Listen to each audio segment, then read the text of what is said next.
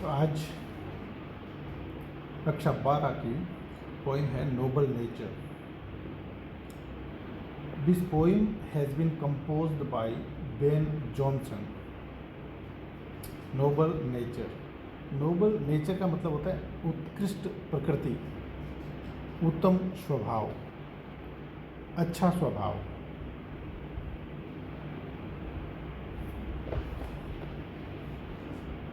In this poem, the poet presents a great moral idea. The poet here underlines the value of noble nature. It is the nobility of nature that lends a thing perfection or beauty. The beauty of an object does not lie in its size or the duration of its life. We can find beauty in small objects also. We can find perfection in objects that have a short life. And in this poem, the poet gives the examples of an oak tree and a lily flower. ये जो कविता है noble nature, इस कविता के माध्यम से कवि Ben Jonson जो है वो एक महान नैतिक विचार को लोगों तक पहुंचाना चाहता है. और वो विचार है श्रेष्ठ स्वभाव का मूल्य. कवि बेन जॉनसन कहते हैं कि स्वभाव की श्रेष्ठता ही होती है जो किसी चीज को संपूर्णता या सुंदरता प्रदान करती है. किसी चीज की सुंदरता उसके आकार या उसके जीवन की लंबाई में निहित नहीं होती. हमें छोटी चीज़ों में भी सुंदरता दिखाई दे सकती है. हम उन सारी चीज़ों में भी संपूर्णता देख सकते हैं जिनका जीवन लघु होता है, संक्षिप्त होता है, छोटा होता है. और इस कविता में कवि एक ओक के वृक्ष, एक बलूत के वृक्ष, बरगद के पेड़ और लिली का फ्लावर, कुमुदिनी के फूल, इन दोनों का उदाहरण देकर एक्सप्लेन भी करते हैं. तो बेन जॉनसन द्वारा ये छोटी सी कविता है जो मानवता के लिए एक महान आशय, एक महान संदेश देती है कि आदमी के श्रेष्ठ कार्य ही उसको महान बनाते हैं. उसका लंबा जीवन हो या ना हो, इससे कोई फर्क नहीं पड़ता. और इसमें कवि ओक ट्री और लिली फ्लावर, इन दोनों के प्राकृतिक प्रतीकों के माध्यम से अर्थहीन और दीर्घकालिक जीवन की अपेक्षा साहसिक व श्रेष्ठ कर्मयुक्त अल्पकालिक छोटे जीवन के महत्व को दर्शाते हैं. तो चलो हम इस कविता को पढ़ते हैं.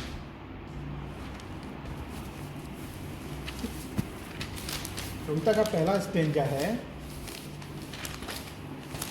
It is note growing like a tree in bulk doth make man better be, or standing long an oak 300 years to fall a log at last dry, bald and sere. It is not growing like a tree. Growing means developing, बढ़ना, वृद्धि करना. Bulk means large in quantity, big in size, बड़ा आकार, परिमाण. Standing long means लंबे समय तक जीवित रहना, अधिक समय तक जीवित रहना. टू फॉल मीन्स गिर जाना. लोग का मतलब होता है लकड़ी का लट्ठा, यूजलेस लट्ठा. ड्राई सूखा हुआ. बाल्ड मतलब होता है विदाउट लीव्स, बेयर, बिना पत्तियों के.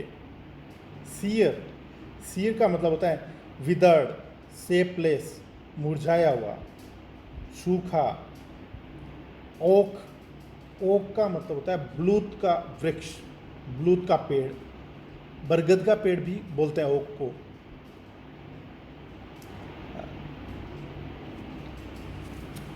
तो it is not growing like a tree in bulk, doth means don't, make man better be, or standing long and oak 300 years to fall a log at last dry, bald and sere.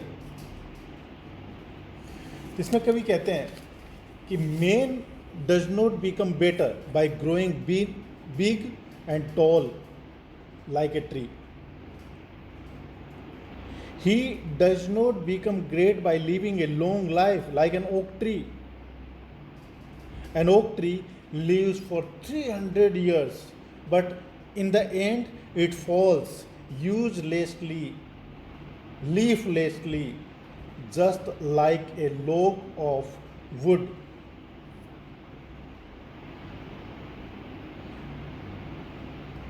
इसमें कवि कहता है कि एक वृक्ष की भांति आकार में बड़ा होने से कोई व्यक्ति श्रेष्ठ नहीं हो जाता, नोबल नहीं हो जाता, महान नहीं हो जाता। एक बलूत के वृक्ष की भांति 300 वर्ष तक अस्तित्व में रहना, 300 वर्ष तक लंबा जीवन जीना और अंत में बिना पत्तियों के सूखे मुरझाए हुए लट्ठे के रूप में गिरकर कोई व्यक्ति महान नहीं हो जाता। It is not growing like a tree in bulk doth make man better be, or standing long and oak 300 year to fall a log at last dry, bald and sere. अगला स्टेंजा है A lily of a day is fairer far in May, although it fall and die. That night it was the plant and flower of light. In small proportions we just beauties see, and in short measures life may perfect be. Here lily, lily का मतलब होता है कुमुदिनी का फूल. It is a kind of flower. Of a day, of a day means एक दिन ही जीवित रहना, एक दिन ही खिलना. Fairer, fairer means more beautiful, अपेक्षाकृत अधिक सुंदर. मई का महीना. Fall and die, fall and die गिरना और मर जाना. Die means to meet its end. Flower of light, flower of light का मतलब होता है वो फूल जो प्रकाश, सौंदर्य और खुशी, प्रसन्नता फैलाता है. प्रोपोर्शंस का मतलब होता है आकार. जस्ट, जस्ट मीन्स सच्ची. शॉर्ट मेजर्स, शॉर्ट मेजर्स का मतलब होता है लघु काल, संक्षिप्त समय, छोटा समय. परफेक्ट, परफेक्ट का मतलब होता है पूर्ण, श्रेष्ठ. So in these lines, the poet says that the lily is a tiny flower. It blossoms in the month of May. It is much more beautiful than the oak tree. It blooms for a day only. It withers away and falls the same evening, but it is a source of light and beauty. Truly, we can see real beauty in small objects also. Even a short life can be a noble and perfect life. तो कवि कहता है कि कुमुदिनी का फूल, ए lily of a day, एक ही दिन खिलने वाला कुमुदिनी का एक नन्हा सा फूल होता है जो मई के महीने में खिलता है, और ये बलूत के पेड़ से कहीं बहुत अधिक सुंदर होता है. ये सिर्फ एक दिन के लिए खिलता है, उसी दिन शाम को मुरझा जाता है, उसी दिन गिर जाता है. And it meets it's and. किंतु ये प्रकाश और सौंदर्य का स्रोत होता है. सचमुच हम छोटे पदार्थों में भी सुंदरता देख सकते हैं. एक संक्षिप्त जीवन भी श्रेष्ठ तथा संपूर्ण जीवन हो सकता है.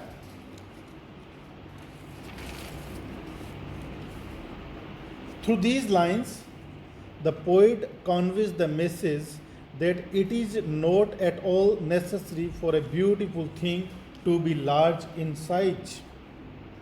A short-lived life filled with beauty is far better than a long life without beauty.